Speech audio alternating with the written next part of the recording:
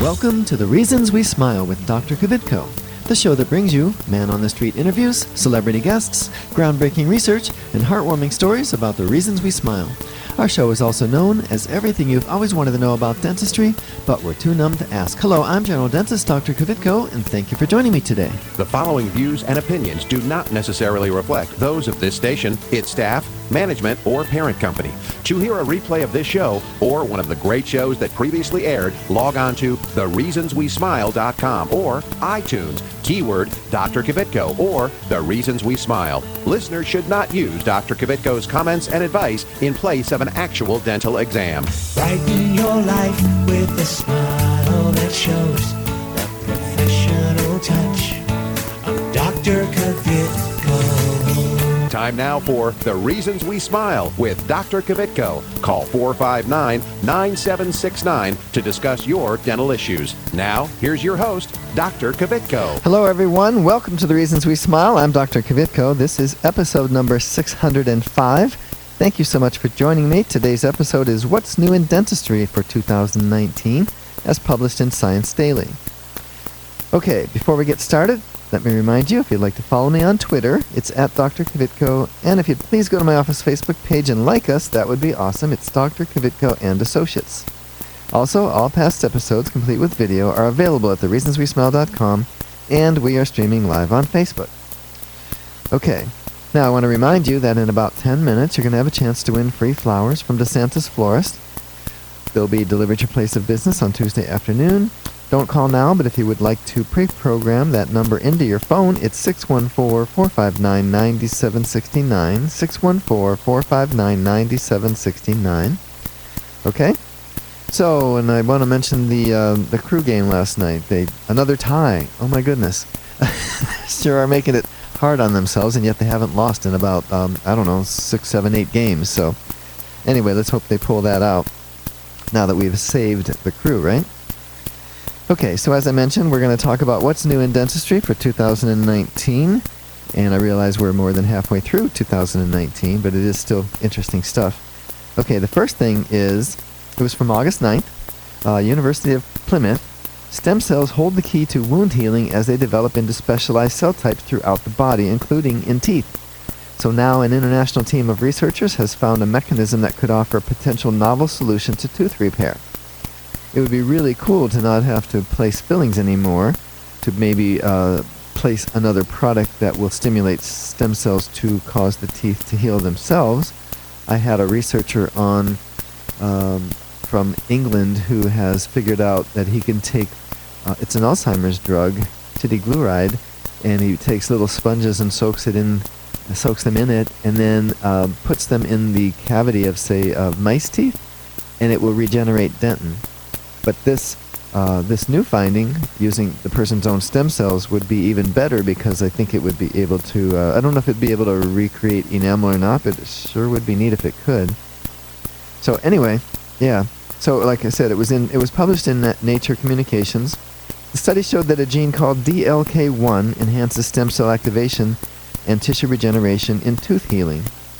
The work was led by Dr. Bing Hu from the University of Plymouth's Peninsula Dental School, with collaboration from researchers worldwide.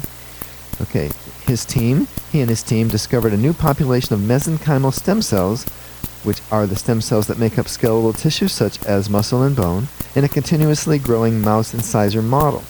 They showed that these cells contribute to the formation of tooth dentin, the hard tissue that covers the main body of a tooth. So there you go. I guess they can't do enamel either. But hey, having dentin is pretty cool, and then all we'd have to do would be to cover over the dentinal repair with some kind of a tooth-colored resin, is what I'm thinking. But most importantly, the work showed that when these stem cells are activated, they can send signals back to the mother cells of the tissue to control the number of cells produced through a molecular gene that I already mentioned. The paper is the first to show that DLK1 is vital for this process to work.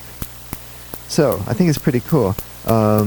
And, we talk about, and by the way, I always want to remind people that anything new like this is going to be several years away. And when it comes about, when it's available to the public, to us dentists to use for the public, it's probably going to be somewhat expensive, maybe the most expensive option available to us. And so don't stop brushing your teeth because you think we're going to be able to repair them with stem cells real soon. And don't stop, flossing and all of that. It's very important that you understand that. And so let's see. Further studies are needed to take place to validate the findings for clinical applications. That's what I'm talking about. So in order to ascertain the appropriate treatment, duration, and dose. But these early steps in an animal model are exciting. So he's this Dr. Hu, H-U, by the way. He's also part of the university's Institute of Translational and Stratified Medicine. And he said stem cells are so important as in the future they could be used by laboratories to regenerate tissues that have been damaged or lost due to disease. So it's vital that we understand how they work. So it would be really cool.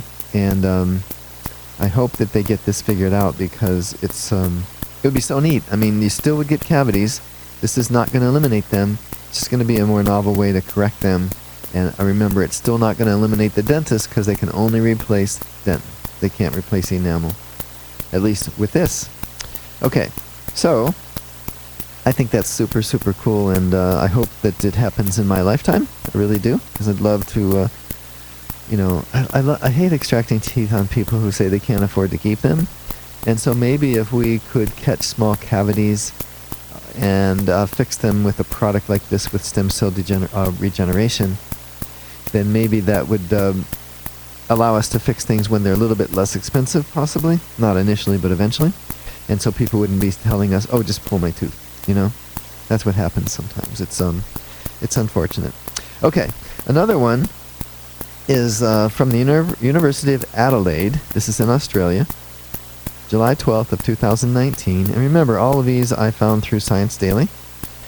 So, root canal work is not as bad as people think when compared to other dental procedures. Self-reporting of their dental health suggests that patients find the procedure no worse than other dental work, which overturns the popular belief that root canal work is the most unpleasant dental treatment. Now, I've said many, many times that root canals are not unpleasant. They're actually kind of boring, and that people should not fear them. Dr. Talon Chu, postgraduate student, Adelaide Dental School, University of Adelaide, co-authored the study. A quote from him: information about 1,096 randomly selected Australian people aged 30 to 61 was collected through questionnaires, dental records, and treatment receipts in 2009. Their self-rated dental health score was checked when they had their dental work, and 2 years later, she says. Patients who had root canal work reported similar oral health-related quality of life as people who had other types of dental work. By the way, this is a quote, and I'm using their phrases because they're in Australia, and they maybe say things slightly different.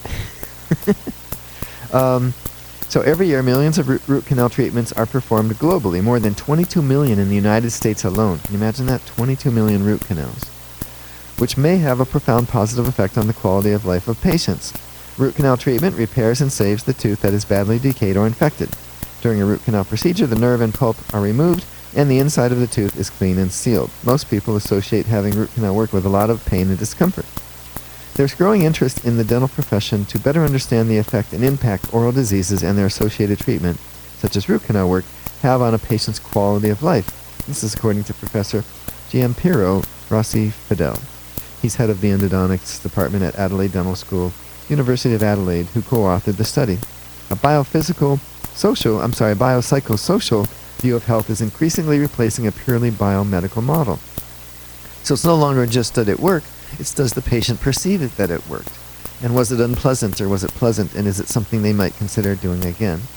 So he says treatment outcomes need to be re-examined from a patient-based perspective using self-reported measures, as this more accurately reflects the patient's perception of treatment outcomes and the effect it has on their overall well-being. And I think that is very much the case, because I'll tell you what, after every root canal that I've done, that people will admit it wasn't as bad as they thought. And we're even finding insurance companies are now wanting to reward providers based on patient outcomes, based on patient surveys. Was the patient happy, right? So, think about it. I walk around, I see a lot of people with, what I would consider an ugly crown. And I'm like, ooh, who did that? And if the patient is happy, I guess, end of story, right? Maybe they don't consider an ugly crown. Maybe they think it's their favorite tooth. The other ones are going to get done someday, but for now, that's their only white one or something. Who knows?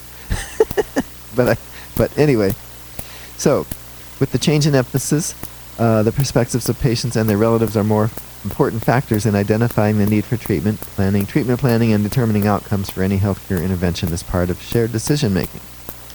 Okay, so that would be, that's where the profession of medicine and dentistry is going, is making sure the patients are happy, making sure that they feel value, they feel better, they're happy they did it. And of course, I can't imagine anybody that would not be happy with their root canal because of the comfort that they obtain by having the root canal done, rather than just literally suffering. I mean, there's really nothing worse, from what I can tell from listening to people, than a severe toothache. It just stops people in their tracks. They can't function, you can't sleep, you can't eat, there's not a lot you can do when you have this constant ache. And so that's what makes doing root canals rewarding. It really does. Especially knowing I'm going to get them through the fear. It's not going to hurt them. They're not going to have pain afterwards. It's pretty cool. So let's see. I think, looking at the clock, it's probably time for us to do Dr. Kvitko's question of the day. Some later topics from later research we're going to talk about is how new antibacterial fillings may be able to combat recurring tooth decay. Another one is how poor oral health is linked to a 75% increase in liver cancer risk. All right. Another one is the presence of oral bacteria in a cerebral emboli of stroke patients. That is the clot that is stopping the blood from getting to the heart. They're finding now that the oral bacteria are in there, and of course, how they get there, right? So those are a couple or three things that we will be covering here in a little bit. But we're going to do Dr. Kvitko's question of the day, so you might want to remember, we always try to make it easy for you. You might want to remember that it was Dr. Bing Hu, and he's identified gene DLK1 that enhances stem cell activation and tissue regeneration and tooth healing, okay?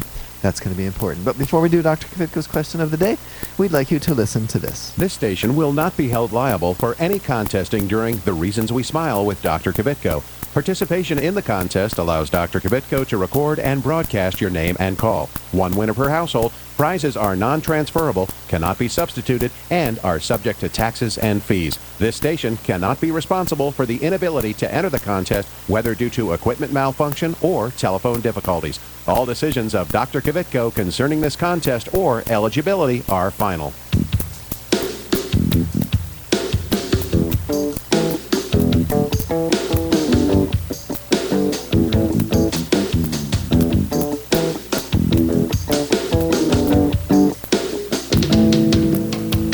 And now it's time for Dr. Kvitko's question of the day. All right, today we are bringing you What's New in Dentistry for 2019 as published in Science Daily. Is the following statement true or false? Scientist Dr. Bing Hu has identified the gene DLK1 that enhances stem cell activation and tissue regeneration and tooth healing. Is that true or false? All right, the winner's going to receive free flowers from DeSantis Florist. They'll be delivered to your place of business this Tuesday afternoon. The number to call is 614-459-9769. That's 614-459-9769. So go ahead and call now. You won't believe it though. I wanna hear your mind. And there's nothing else in the world tonight. She said people don't take the time. Hey, people don't take the time. Hi, I'm Keith Carlos, winner of America's Next Top Model and star of Chocolate City 2. Look for my smile on the big screen this summer, courtesy of Dr. Kvitko. Stay tuned to The Reasons We Smile with Dr. Kvitko, the world's most interesting dentist. Hi, I'm Dr. Kvitko, general dentist and host of The Reasons We Smile radio and roadshow. Did you know that you no longer need to visit several different dental professionals to get more complete dental care? We handle everything from cleanings and orthodontics to restoration, implants, and smile makeovers, all in my office. Get the most advanced technology and procedures available today. It's more complete dentistry. Visit worldsmostinterestingdentist.com for more info about Dr. Kvitko. Dr. Kvitko! Let's go!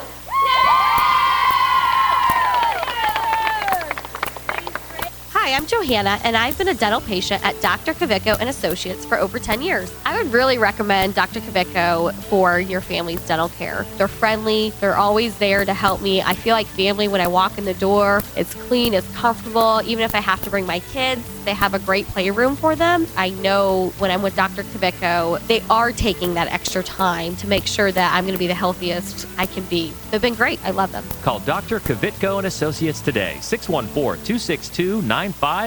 Hi, this is Richard Simmons. Dr. Kvitko's here, and he's going to help you with all of your problems. Are your teeth yellow? He can fix that. Are you missing a tooth? He can put a new one in. How is that? That's very good. Thank you, Richard.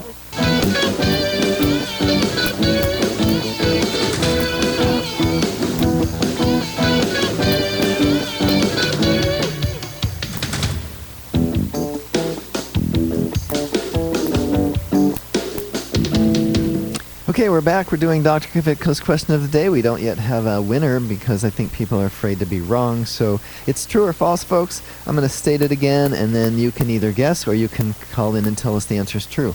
Okay, here's the question.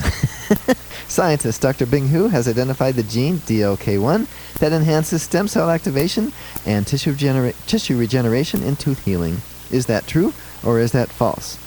All right, so in the meantime, we're going to go on to the next story, as I found in Science Daily, presented by Science Daily. This is July 9th of this year, 2019. American Friends of Tel Aviv University is the source. Tooth decay is among the costliest and most widespread bacterial diseases. Virulent bacteria cause the acidification of tooth enamel and dentin, which in turn causes secondary tooth decay. Okay, a new study from Tel Aviv University researchers finds that potent antibacterial capabilities in novel dental restoratives or filling materials. So, according to the research, the resin-based composites, with the addition of antibacterial nanoassemblies, can hinder bacterial growth and viability on dental restorations, the main cause of recurrent cavities, which can eventually lead to root canal treatment and tooth extractions, like we just talked about. Okay. So what they're saying is they mix in a compound of an antibiotic, they call it antibiotic assemblies, into the filling. Now they have to do it in a way that does not weaken the filling, it still has to be strong for chewing, and it still has to last, but rather than the tooth needing a new filling because of decay, new decay, you can prevent the new decay with this material. So it's pretty cool. You're putting the the antibiotic right in the filling. Isn't that cool? So, okay, looks like we have a winner. We think we have a winner. All right, who do we have? Lori? Lori. Hey, Lori. Thanks for listening. Hi, Dr. Kvitko. How are you? I'm well, thank you. Good. Thanks for listening first. Thanks for calling in. Do you have the answer to Dr. Kvitko's question of the day? Yes, it's true. True. Okay. I know that was kind of technical and people were like, I don't know. Well, I'm driving on my way to work, so I had to wait till I got to a traffic light. Oh, okay. Yeah, we don't want to cause any accidents, so no, that's good. Okay, great. So, hey, what do you do for a living? Nurse? Well, I'm a cosmetologist, but right now I also have a job. I'm on my way to Mimi's Cafe. Oh, really? Okay. Yes. Mimi's Cafe. Sounds cool. And so you get to work there and take great care of the people, and we'll get the information where to send you those flowers, okay? Okay, thank you so much. You're very welcome. Thanks for tuning in. Certainly. Okay, so we'll go back to what we were talking about with the antibiotic-laced, I'll call it antibiotic-laced fillings. So, historically, amalgam fillings composed of metal alloys were used for dental restorations and had some antibacterial effect. But due to the alloy's bold color, the potential toxicity of mercury, and the lack of adhesion to the tooth, new restorative materials based on composite resins became the preferable choice of treatment. Unfortunately, the new fillings lacked the antimicrobial property, and that remained a big drawback for their use. So I think this is really cool. In the meantime, while we're waiting on the stem cells to be developed, we can at least try to prevent some new decay by using these new composite resins. Now, they're not available yet. They're still in the research stage. Again, so I don't think you'll be able to go into your dentist and request, I want those new antibiotic fillings.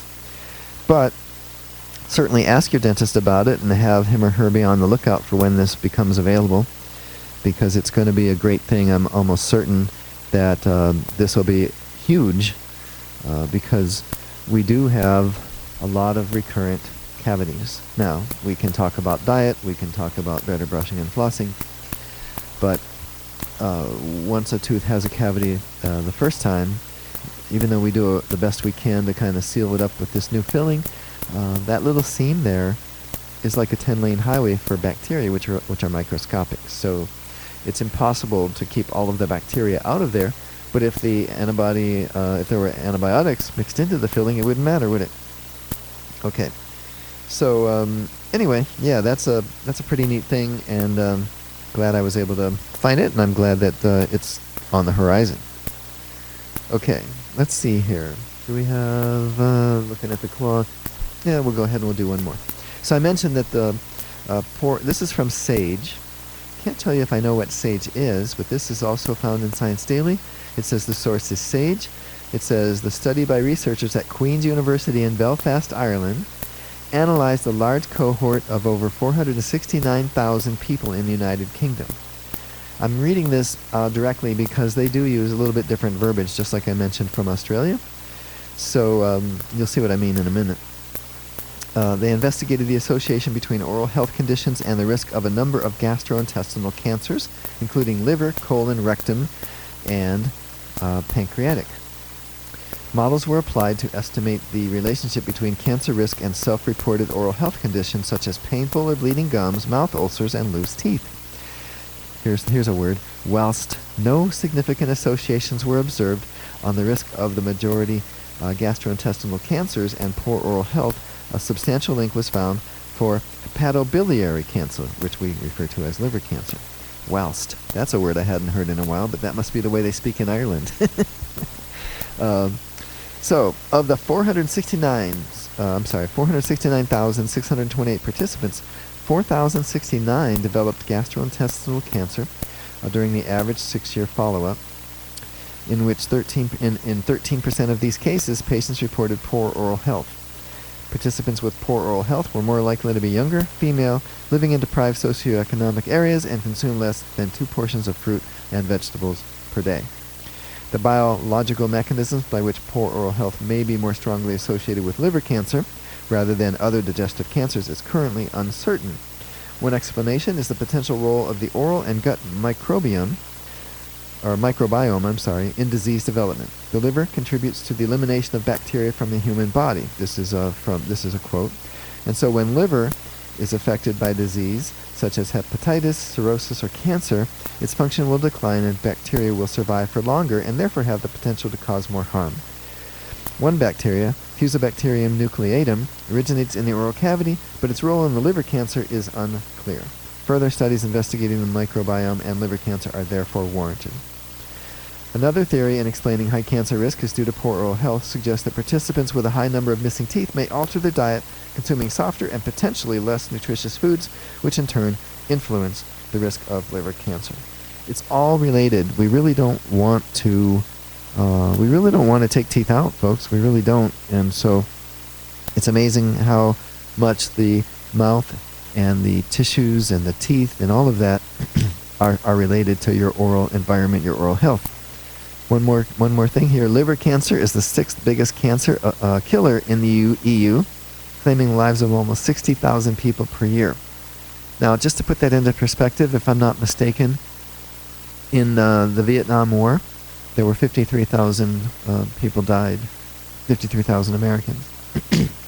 in about that started in something like 1953 and went through 1960 or maybe 73. And this is every year. The 5-year survival rate for the disease across Europe is just 11%, and approximately 9 in 10 cases are in individuals over 55.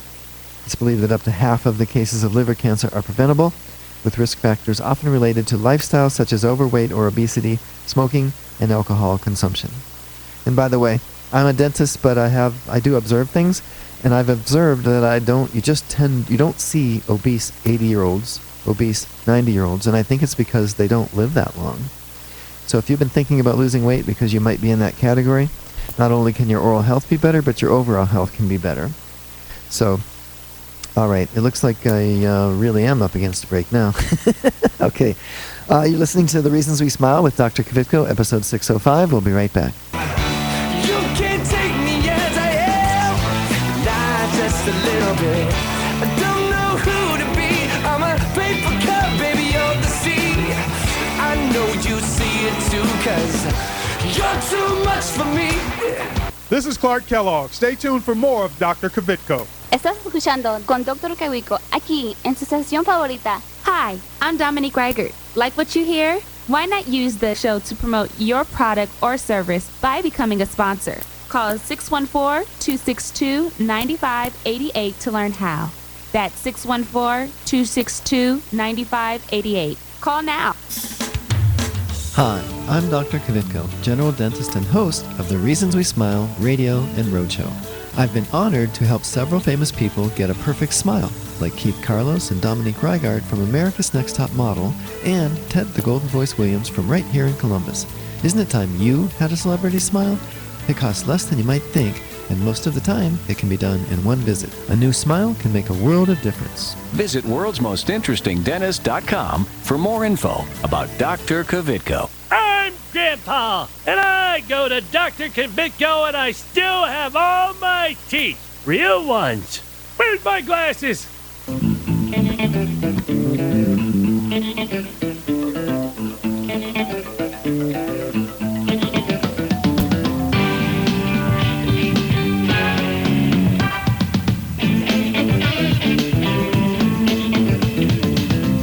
Okay, we're back.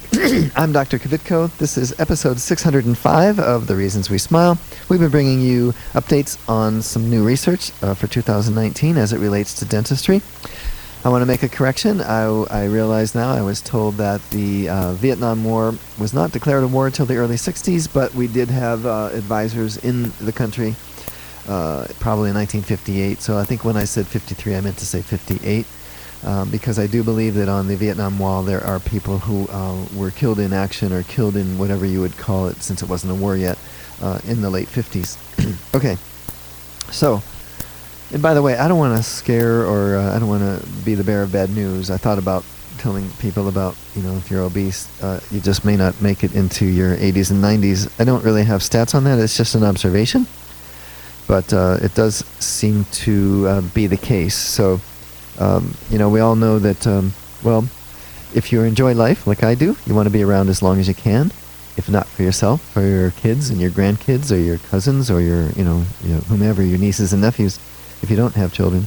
So I think that anything that we can do to improve our lives, whether it's exercise, which we should all exercise, and the research has shown that if you at least do 63 minutes of moderate exercise a day, which is defined as walking, by the way, something simple, then you have something like a 33% chance of living well into your old age, better chance of living. If you don't do that, then you don't have that extra 33 or 35% chance of living into your old age. So we've become very aware of eating proper foods, keeping fats down, not too much salt, right? Not too much sugar, avoiding the all that snacking stuff if we can. And I'm also, I'm guilty of a lot of that, but I have over the time improved my diet and improved my exercise level, and even getting a little more sleep than I used to. So, and you should too. Especially since I want you to be here to listen to next week's show and the show after that and so on. Okay? So, next week we're going to probably bring you a show of me interviewing or continuing my discussion with Dr. Kenny Edmonds, my current new associate. And then at some point in the future we'll bring you more of these science updates because they're so cool, and it's really neat to see that such wonderful research is going on. Because it's... dentistry has changed so much from the 50s to the 60s, the 60s to the 70s, 70s to 80s, 80s to 90s, 90s to thousands, and then 2000, the teens, to now. It's just really cool. So I'm looking forward to all this neat new stuff, and congratulations on the crew not losing. Hopefully they can get a win here soon, or string several of them together and make those playoffs. Looks like I'm probably out of time, so let me just say that's all the time we have today. Don't forget to follow me on Twitter. It's at Dr. Kvitko. And if you please go to my office Facebook page and like us, that would be awesome. Remember, all past episodes, complete with video, are available at thereasonswesmile.com. Be sure to tune in next week and every week right here on your favorite station. Goodbye.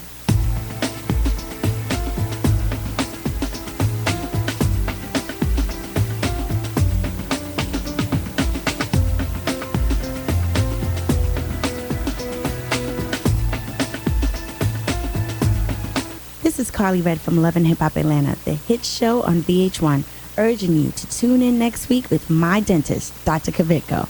If you're interested in learning more about this and other dental health topics, go to thereasonswesmile.com to access full episodes of Dr. Kvitko's show. If you'd like Dr. Kvitko, the world's most interesting dentist, to speak at your next event, please call 614-262-9588. That's 614-262-9588, or send an email